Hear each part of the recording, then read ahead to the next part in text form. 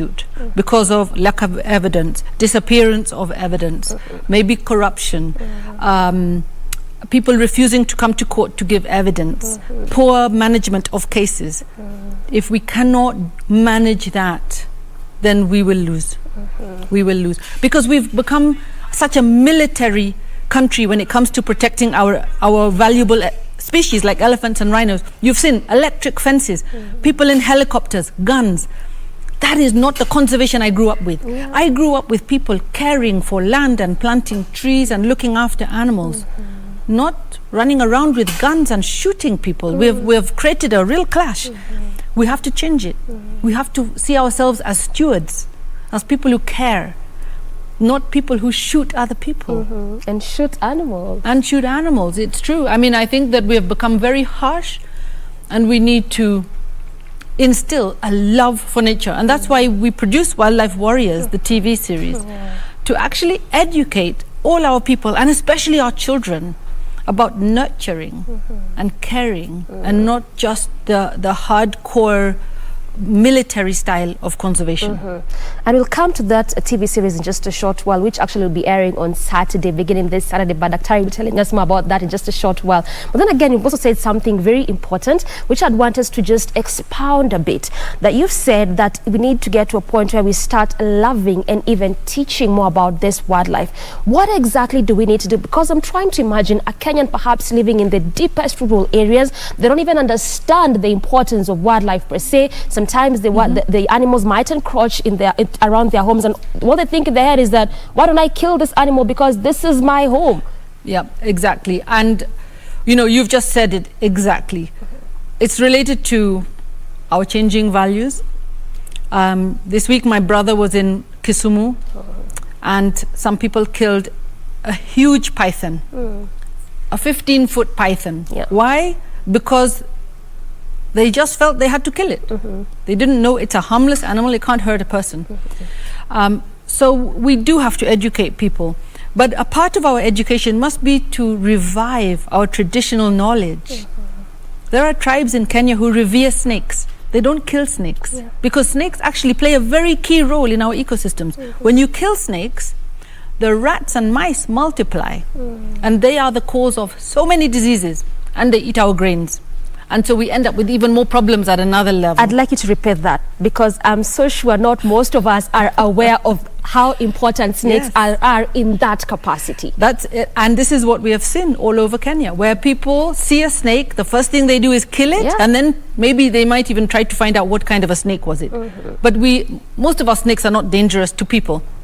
And most snakes, even if they're venomous, they will ignore you. You just leave them alone. But in most parts of Kenya, people will kill snakes.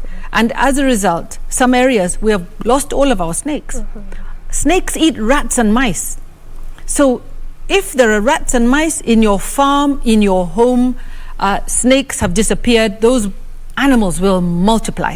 And we have seen farms which are failing completely because the rats and mice are eating all the grains, all the maize, all the wheat, all the rice. They will eat it all. Wow. And that's because there are no predators for those snakes. You know, in other countries, they have come up with solutions bringing wildlife back to provide what we call ecosystem services. In Italy and Spain, they are putting up boxes to allow bats to come back, so the bats can eat the insect pests.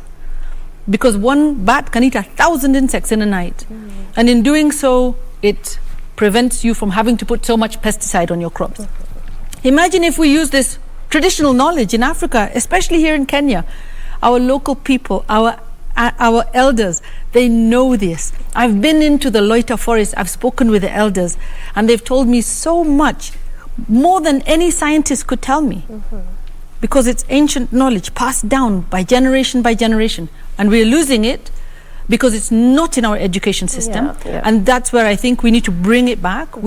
I believe we need to have free entry to all national parks for all children. No question. When was the last time you went to a national park, Doreen? When I was in high school. You see. So now that is what it means when actually you're saying it needs to go back down to the culture, to our roots. Because I mean, back then when you're in primary, it was a norm. In a high school, it was a norm. You would even feel the excitement. Well, I can tell you today, most schools are not going to the national parks. Most schools are not going to the national parks.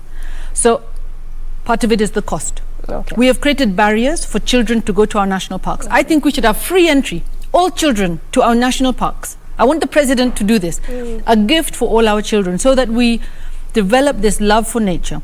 And then we focus on teachers. Let's train our teachers how to bring classes to the national park. You can do languages in the national parks, you can do mathematics, you can do English composition, you can do art, and you can do sciences. You can do geography. You can do every lesson you can imagine inside a national park. And wouldn't that be perfect for the CBC system? That's exactly what it should be doing, right? So part of what I'm thinking is that we need to bring wildlife into our classrooms and in the form of our coursework, and bring our children into our national parks, so that learning from nature becomes the norm, because it's natural. It's actually how we evolved. We learn from nature. As children, you've seen children are always watching things out in the environment. It's very natural. And it's once you get connected to nature, you can't disconnect. It becomes permanent. Whether you become a banker, an insurance agent, a doctor, whatever, you will always love nature if you're introduced to it when you're a child. Wow. Now that makes a lot of sense. Also just trying to tie it with what you're saying in your beginning, culture, traditions. Now this is why it all makes sense now. Try to better understand that. All right. Also, again, you had mentioned one of your TED Talks that development does not need to destroy wildlife. And sometimes we do not get the analogy, because we would tend to think, and I think this is just for also most of us as Kenya, especially here in Nairobi, that I want to build a house in this place, I want to construct something here. So what is the whole point of having perhaps a national park just around the city or something of the sort? And we don't at times get the importance of that. Make us understand just that particular statement. You know, if you go to Karura Forest, how do you feel when you're in the forest? In fact, I was just there the other Saturday, and it felt so nice. It just feels the, you know, the ambience and the nature. No?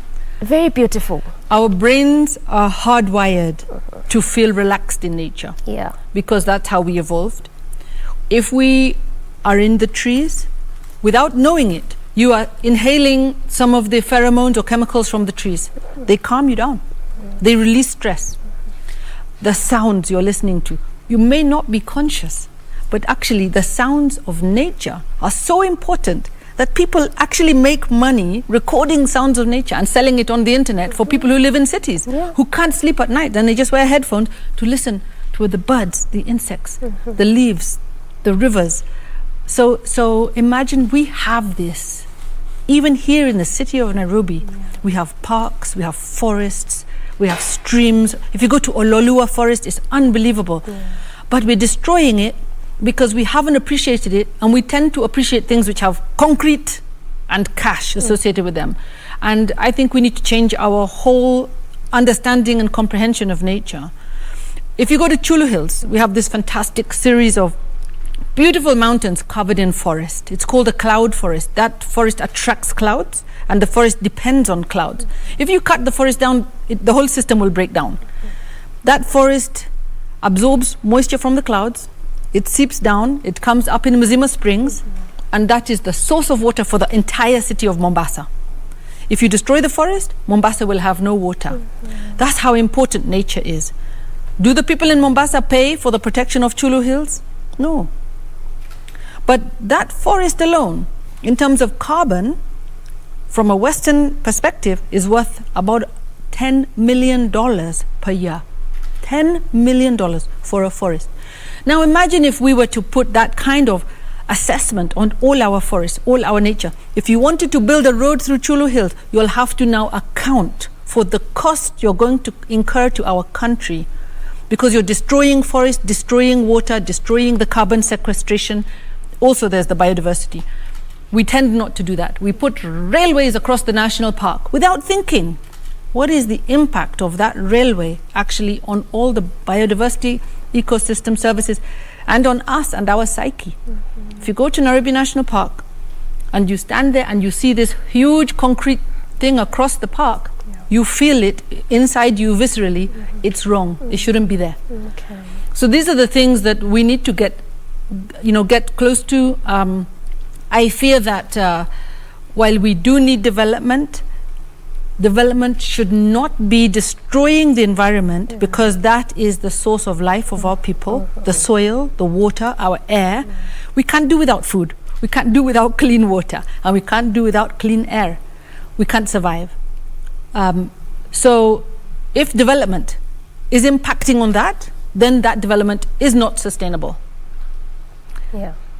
And Kenya has made a commitment that we will be a country that only supports sustainable development. So therefore, as citizens, as people, as leaders in the country, we must stand up for sustainable development. Okay. Right, now let's talk about the program, Wildlife Warriors, beginning this Saturday from 6:30 p.m.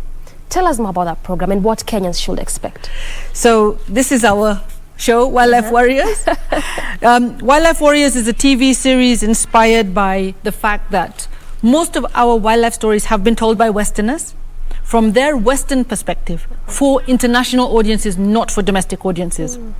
And we feel education and inspiration is so important. Why do people in America love elephants and lions? It's because they've been watching documentaries made in our country. So when we tried to bring those films to Kenya, we were told we have to pay a lot of money to bring the films back to Kenya. So we decided, you know what, let's just make our own films. And we've started making wildlife documentaries.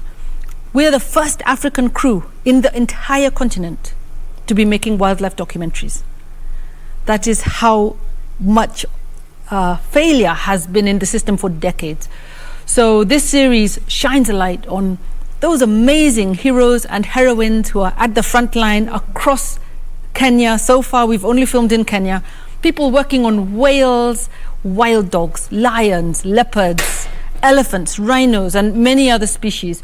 And what we want to show is that we have these incredible and inspiring young people doing world-class research or conservation that can inspire children and young people in Kenya to want to become conservationists. You don't have to be a scientist like me. You could be an engineer or an artist or a business person. You're still able to do wildlife conservation. Or a journalist. Or a journalist, of course, filmmakers. You know, so it's very exciting. The impact of our series has been enormous. The heroes on the ground are very excited. And now we are getting requests from other countries. They want us to come and film in other countries across Africa as well. You just mentioned that this is the first film of its kind. And I'm really interested, and I'm so sure most Kenyans would be, I mean, why would it take us so long to just think of doing such kind of a thing? I think that it stems from the fact that our national parks have been promoted primarily for international markets, for tourists. And many Kenyans see wildlife as something to bring tourists. We've done surveys in schools across Kenya. Children tell us wildlife is good because it brings foreign revenue. Not wildlife is good because I love it, because I enjoy seeing it, because, you know, I feel good when I'm out there in the forest. They say it's good because foreigners come to Kenya. It's time we take it back. We need to own our wildlife. We need to cherish our wildlife ourselves. We need to own and cherish our wildlife ourselves. Better said. As we conclude, Dr. let's just talk a bit about the impact that this program is going to have on our viewers. As you were just coming up with it, what were you envisioning? When we started making this series, we envisioned audiences discovering our animals for the first time. So how many Kenyans knew we have humpback whales in Kenyan waters? Nobody knew this. When we filmed in Watamu, people asked us, which country are you in? That's here in Kenya. People asking you that? Which country are you in? Mzima Springs. They've never seen anything like it. So you can imagine we are introducing Kenyans to these amazing places in the country, and we've seen Kenyans going to the national parks. That's what we wanted. Go and see the marine parks. Go to the Savos. Go to the Chulu Hills. Go to Meru, Mount Kenya, Aberdares. Go and enjoy these places because they are ours. It's actually not expensive. As a Kenyan citizen, it only costs you 350 shillings to go to a national park. And so for us, it's not expensive, and we should be enjoying it. Going to the national parks is really mind-blowing. It will change people's hearts and minds completely. Wow. But we didn't realize that the series would also impact on the people we are filming. So some of our heroes have now gotten PhDs. They have gotten grants, equipment has been donated. Many of them are featuring in international films. So we have actually catalyzed interest in not only in filmmaking but in the actual heroes that we've been featuring. So this is really exciting. There's a lot more attention, and our goal now is to create Africa's first wildlife film school for African wildlife filmmakers. That's beautiful. So this is really exciting. I think we have come at the right time, and there's a lot of interest in doing this. So we will be having many more programs, not from Wildlife Direct, from many other filmmakers. I think we're going to see a lot more wildlife documentaries being made in this country. Okay. So also what I'm getting from you is that it's more of sort of like trying to also create awareness to Kenyans to try and know that these places actually exist and they're not as expensive as how we would think. Exactly. Okay. Exactly. And that, you know, the way that we go out to the malls or we go to the cinema, we spend money on all kinds of things. Investing in going to the national parks is also supporting the Kenya Wildlife Service. It supports the whole sector to protect wildlife, especially because of COVID. Yeah. There have not been very many international tourists. Kenyans should be flocking to those protected areas. The wildebeest migration is about to start. We should be having thousands of Kenyans going down to the Masai Mara, because it's a symbol, and it's also a signal to our wildlife people who are protecting land that we value it, that we are coming ourselves. It doesn't have to be foreigners. We are coming ourselves to enjoy it. Kenya has 160 community-owned protected areas. 160. That is many times more than the number of national parks. So you don't have to go to a park. You can go to a conservancy. You know, there are many in the Masai Mara area, many around the Amboseli, up in like Kipia. There are so many conservancies. And visiting any of them, I think, will excite anyone. But I would love to throw out a challenge to all Kenyans. How many protected areas can you visit in a year? Forests, sanctuaries, parks, marine parks, reserves, conservancies. Let's have a challenge. Let's give everyone a chance to go and record how many places they can go to as a way of saying, I love Kenya. Okay. Thank you so much, Daktari, and also for that challenge. We take it as Kenyans. Thank you so much, Dr. Paula Kahubu, at least for shedding light and making us understand also what we can do as a community to just conserve our wildlife. And as we just take this break, I want to leave you with the promo of this program, Wildlife, that is Wildlife Warriors, beginning this Saturday at 6:30. Take a look.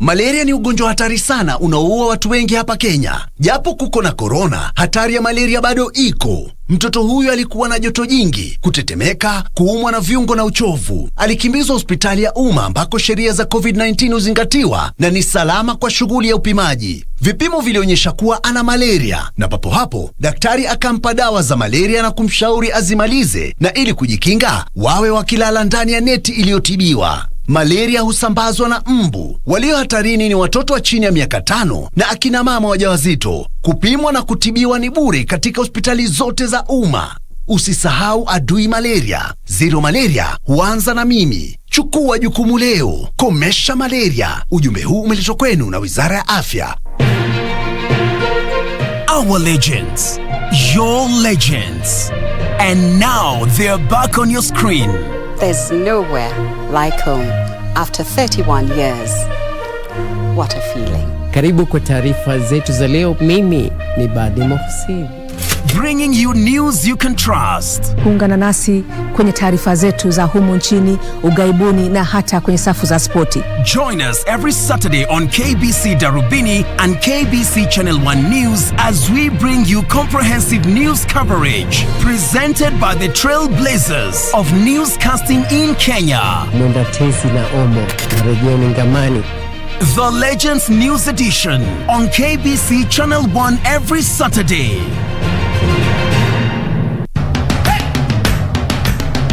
Bwana Motiso, pikipiki yako ndio hii. Uko shoni yangu. Hii pikipiki ni unakumbuka uniekelea the lowest unique bid yako ilikuwa ngapi? 18 shillings. Na unajua kuendesha hii gari?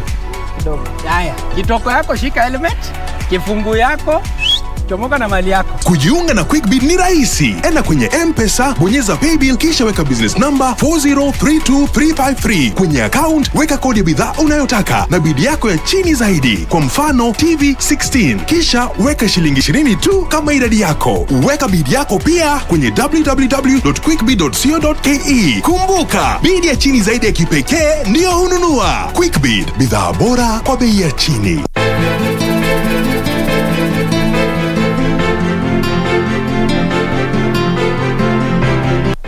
Ng'ombe amejileta kichinjioni mwenyewe, kwa hivyo utamaliza naye hapa hapa. Kama baba amepotea, mimi siwezi kuishi nyumba na mamdogo kabisa na hama. Mimi nimemfanyia mtu kitendo, mtu mwenyewe ni mtu ambaye namheshimu sana. Kwa hivyo leo pia utakujua kabisa bosi wako alikesha wapi, si ndio? Nahitaji mwanamume ambaye anaelewa umuhimu wa vitendo kuliko maneno. So either uko na mimi ujikaze ama ni kuache nyuma ukihema kama jibu ali.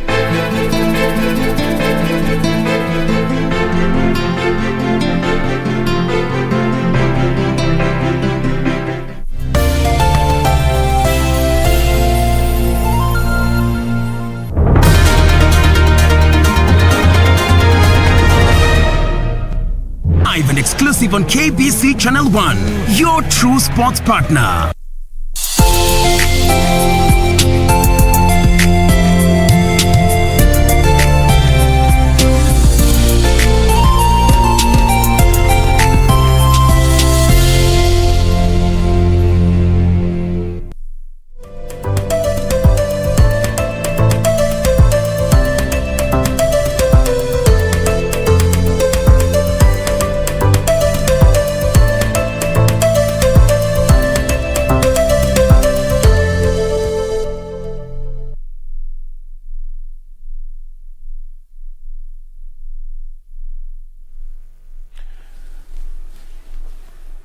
All right, welcome back. The conversation still continues, but right now it's going to be a powerful kind of conversation. We talk about wildlife, of course, that one, and of course, right now we are going to have a powerful conversation, something that affects all of us. Let's talk about Kenya Power. When was the last time you applied for power? How long did it take you to get your connections done? And right now, Kenya Power is out to make that work easier for you so that anytime you make an application, it gets easier from even the comfort of your home, just using your phone. And with me to help me discuss that and talk about that one, I have Washeke Mbugwa, who is the Manager Customer Experience at the KPLC. Welcome to the program. Thank you very much. First of all, Safari Riley is here. Are you going to Naivasha? Let me start with that. I have to think about it. I want to watch it on KBC. Yes. It's much more better watching it from the house. I like that. Yeah. I like that. KBC, of course, will be giving that 360 coverage. Yes. So you just stay at home and enjoy the show. Definitely for me. You, as the Kenya Power, you have an amazing product for us. Tell me about the code, *977#. So *977# was launched sometime early last year. Yes. We did pilot it just to see then how well would Kenyans adopt to it. Yes. And the *977# drives convenience at your phone, you know, at your fingertips. So if you want to buy maybe a token, you're able to go to *977# and go to prepaid services and you're able to buy a token. Yes. You're also able to do something called you know, Kenyans have a habit of deleting their messages. And I've sent you a token. And then you end up calling Kenya Power and saying, you know what, I cannot remember my last token because the number is quite long. Yes. You're able to go back to *977 and get the last tokens, the last 3 tokens you've So it bought. gives you a history of a transaction. Of the last 3 tokens, yes. You're also able to do something we are pushing very hard called self-reading. We are asking Kenyans, why don't you just go and read your meter? It takes you about 20 to 30 seconds to do it. And the moment you read your meter, automatically the next day, 24 hours, you have your bill. And it's as accurate because it's you who has given me that reading. The only thing that will happen is that after 3-4 months of reading for yourself, we will send inspectors just to confirm that the readings you're giving me are the correct readings. Yes. Because at times maybe you could have picked a wrong number. And we are seeing now people are adapting and embracing self-reading a lot. We also have something called Jua for Sure. So at times, you know, the biggest thing you always fear is being conned by people. If you want to know Asheke Mbogwa is a Kenya Power employee, you go to Jua for Sure and it will tell you put her ID number for her office. And I must walk around with my ID card. Never let anyone come to your house without a company ID card. And of course, we've had several situations, so many situations where we have got, you know, quacks, quote unquote, coming, you know, they just, you know, put themselves there on some kind of motorbike, come and give you some funny meter reading. Are you trying to kill that? Yes, we are trying to kill that. And reason being, one is because of safety. We want people to be safe in their homes. So you want, by the time I'm coming and telling you I'm a Kenya Power employee, you should be able to demand that Washeke gives you her ID card. And that is my ID card from the office and my national ID card. And you must make sure that the photo you're seeing there is me. Because at times, you know, I can take someone's photograph and just put it there. But Osheke, these cards can be made in, I mean... But now, the unique number in terms of the Kenya Power staff ID number, you cannot get it anywhere. It's a unique code. It's a unique code. So the moment you put that, it will show the face that is in the ID card. Yes. So what are you trying to achieve by the code, the *977#? We are just trying to drive convenience for customers at their fingertips. The same way KBC today is telling me that I don't have to go to Naivasha. I can watch the whole rally. Oh yes, that's a good example. That's a good. I like that. That's a good example. Yes, so it's convenience. Yes. And what do people want nowadays in life? It's convenience. You just want to be able to do things at the touch of your phone. And remember, Kenyans are very much into phones. And if you look at *977#, the beauty about it is that you don't have to have an Android phone. Even like a small phone, remember the Kabambe, the simple phones, it works. Yes. Let me try that. So let's just try this on air right now. Yes. And see how it's *977#. Yes. Okay. Oh, I have welcome to Kenya Power. Yes. Option 1, prepaid service token. So let's press 1. Let's press 1. Yes. Okay, I hope you're also following. There you have it. 1. What does it tell you to do? 1, selection, buy token. You can 2, buy a token. latest token. 3, I have token details. And 4, I have manage meters. Manage meters is a very beautiful feature we have here. Okay. So what happens is that people are able to buy, you know, you want to buy for your mother, you want to buy for your brother. Yes. So you want to put all meters in your phone, so you don't have to keep on remembering them. Oh yeah, you simply just go and select and buy. Okay. It's actually, I've picked that one. Let me go to option 1, add meter to profile. Yes. Remove meter from profile. Yes. So you can either add your meter, you can add someone else's meter, and it will always it will always keep it there. So you'll never have to keep on remembering what was my meter number. And that has been a very big problem, because you realize probably you're in the village and you're being told, you know, your lights has gone off in Nairobi. Yes. And you can't remember of it. Yes. So this is going to be the convenience. Yes. This is an amazing kind of product. Thank you very much. much. From KPLC. And what is the reception?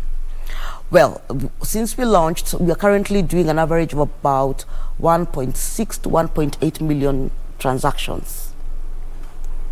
Daily? Within a month. Within a month? Within a month. That's a big number. It's a huge number, especially for a new product, because it's a new product. And so right now is when we have now agreed now to go out and push it, because you know it was still in the testing phase. Wanted to see how Kenyans will accept it. So with 1.8 million transactions, we are looking at, for example, like the self-reading. We've got 2.2 million customers. We already have about 200,000 customers who are reading for themselves. So it is something that people are picking up, and the moment you use it, you always ask us, where has it been? Yes. Yes. This is like a complete departure from the norm that people were used to. You wait for 30 days, wait for, the motorbike guys to do your meter reading, get you the bills and all that.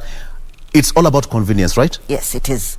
It's all about you being able to first get your bill on time. It's all about you being able to buy your token, and it's you getting your last tokens, for example.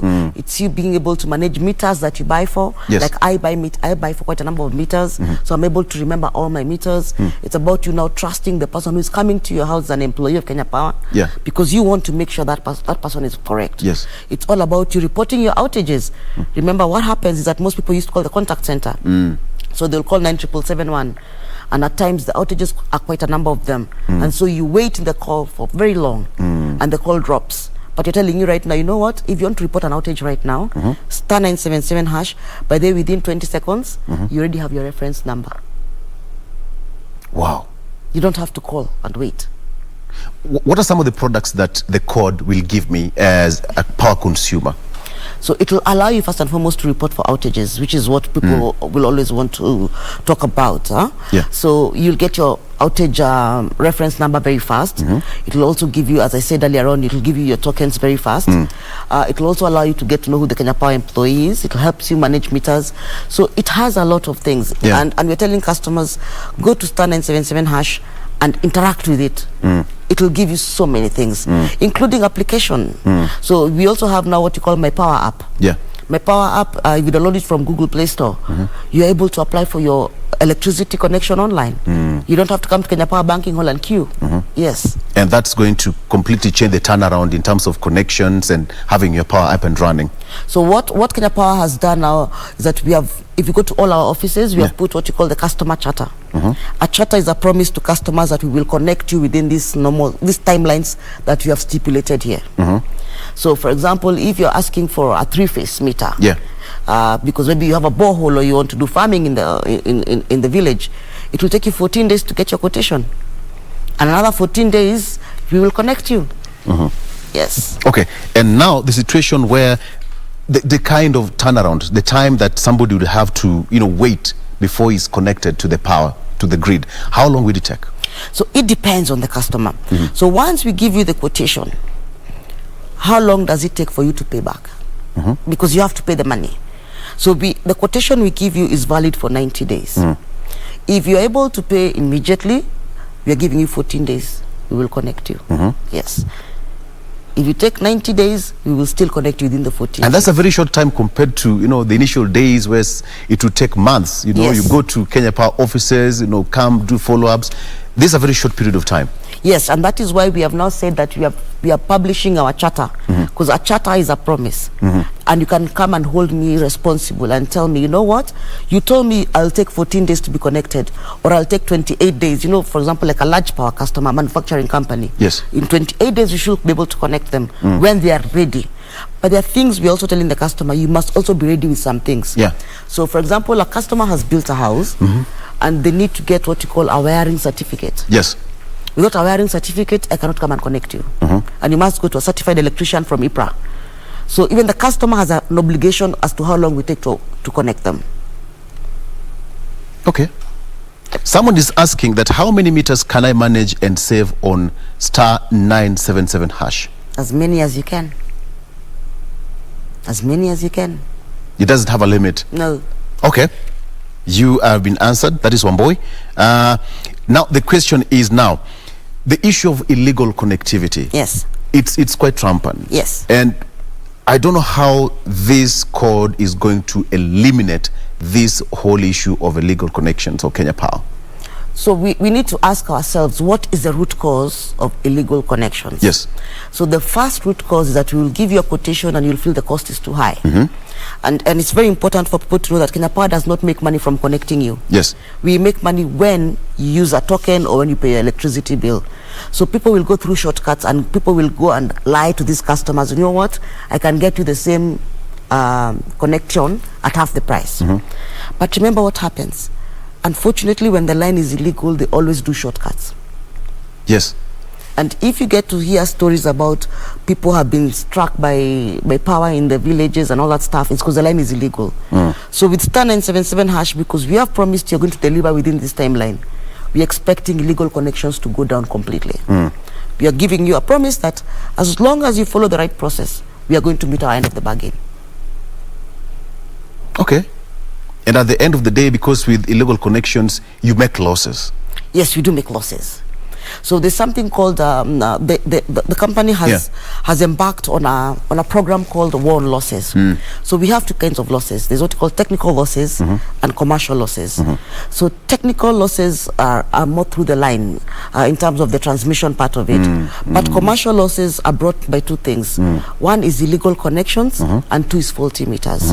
So we're telling customers illegal connections for the company is bad because it means you're denying Kenya Power the revenue it requires. But that not being the case, what about your safety? Yeah. Because people are dying out there daily. It's about your safety. Yes. Don't you want to get good power? There are enough places where the illegal connection is so bad that even the owners of the line, you know, the cartels, will switch off the power during the day and put it on at 6 o'clock and at 9 o'clock mmezimu stima tena. So that is a problem. You want to put a boiler in your house, you want to put a kettle, but the power is so little. It trips. It trips. Then they leave wires hanging around. Remember, they're kids. Yeah. And a kid will just touch that wire. The kid will just think it's a skipping rope. So illegal connections comes with its problems. Does this worry you as the power suppliers and providers? Definitely does worry us. And what we are doing right now with our securities right now, we are going to crack down. We are cracking down actually on people who are doing illegal connections. I think for the last maybe 3-4 months, we have arrested over 900 people. Yes. Because you see, at the end of the day, these people are putting the Kenyan families at risk. And everyone will keep on saying it's Kenya Power imenipiga na moto. But when we go and look at that line, we're like, this line is not our line. Yeah. It's an illegal line. And you know, customers, you're telling customers, please come and whistleblow, because customers keep on hiding the people who gave them those illegal lines. They don't want to say. Because the beneficiaries, they enjoy the power. So long as haijakufika kwako, you'll not mind. Yes, but when something bad happens, what do? They also hide. And they don't come and say something happened. Yeah. And they will not say, because they know we will tell them, but this line is not our line. This is an illegal line. So there are quite a number of unreported cases of deaths, of people getting hurt by illegal lines. Yes. So the whole code is meant to eliminate the losses? Yes. What does it mean to the company? To the company, it means that now we are able to be more efficient in how we work. Yes. We are able to also keep our promise, because remember, Kenya Power is a big organization, and we provide the most important thing for customers. But the power is the moment you get used to having electricity. When you don't have it, you're sick. What? It's like you've gone back to. It's like you've been jailed. Yes. In fact, you get sick. Because remember, you've got a fridge, you've bought so much food. Simu too. Even the phone. Your phone is 90%, but you are worried. Yes. Yeah. You want to drink tea, but you cannot drink that tea. There are people like mothers who are breastfeeding, who have kept milk in the freezers for the children. And the moment that milk thaws, you have to throw it away. So power is a livelihood. There are people who, without power, their businesses cannot thrive. Look at right now, if you go to the villages, if you go to the slum areas, if you go to estates, there are people who are now working very long hours because of electricity. Because of electricity. Yes. Yes. And then there's something else called safety. You know, Kitambo, and just be very dark is when you'll find magas waiting for you. But now we have put those mulikamwizis. If you remember that mulikamwizi, and they are helping people work at night, and people are more safe with electricity. Yes. How is this the code, the *977# related to the last mile connectivity? So the last mile connectivity is all about connections, and it's a government project. Yes. And I'm part of it with the World Bank. And what happens is the last mile has earmarked some transformers which have not been fully utilized, so that customers within 600-meter radius can be able to get electricity. So we have the My Power app now. My Power app is able to help customers apply for power. Yeah. But when you compare the last mile in terms of *977, is at the moment you're connected on last mile, you're able to buy your tokens, or you're able to pay for your electricity bill using the *977#. Yes. So it's all for me to enjoy the product that you people are putting out there for us. Exactly. Okay. Now let's talk about when I want to have a connection. Yes. Give me just a brief requirements that one would have, to start the process of having a connection until one is fully connected. So let's say you're a domestic customer. You have built a house, so your house must be ready. You must get something called a wiring certificate, and that must come from IPRA, from a licensed electrician. And then you go to My Power app or go to our website, download the form and fill in the form. Once you fill in the form, we take 14 to 28 days depending on the type of connection to give you a quotation. Once the quotation comes to you as a customer, we give you up to 90 days to pay for it. So after 90 days, that quotation is null and void. We have to requote you again. Yes. And many things could have changed in 90 days. So once you've paid for your quotation, then there's something very important, by the way. If you're a tenant, you must get, for a land or maybe you're building a place, the landlord must give you a go-ahead to build in that place. But if you're the owner, you must bring your documents to show that this property belongs to you. Because you don't want, again, to come and put electricity in a place that does not belong to you. It brings a lot of uncertainty and war. So we must verify that this place belongs to you. So anyway, once you've paid, we take between 14 to 28 days to connect you. So we will construct the line and we will give you a meter. Either prepaid meter or a postpaid meter, depending on the application. Yes. All this is for convenience purposes. It's all about convenience. I think we're having a powerful conversation because power affects everyone. And as you put it, power is life. Yes. Get your life off, your power off for like even 1 hour. Yes. Everything is just upside down. That's true. That's true. We'll talk about the application, the online application, how it's done, and the reception so far. How many people are you targeting moving forward, and so much more after this break. Can we take a break now? Okay, let's take a break, and when we come back, we still have a powerful conversation on the *977 hash, and what are some of the benefits that Kenya Power will have to give you when you have that. Let's take a break, we'll be right back.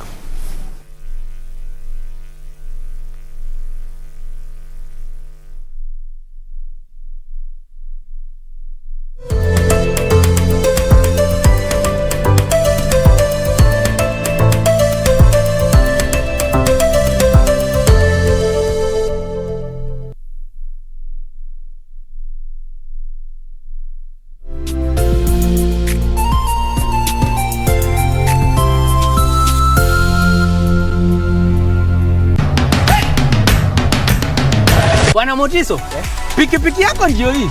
Uko shwani yangu. Hii pikipiki ni, unakumbuka uliekelea the lowest unique bid yako ilikuwa ngapi? 18 shillings. Na unajua kuendesha hii gari?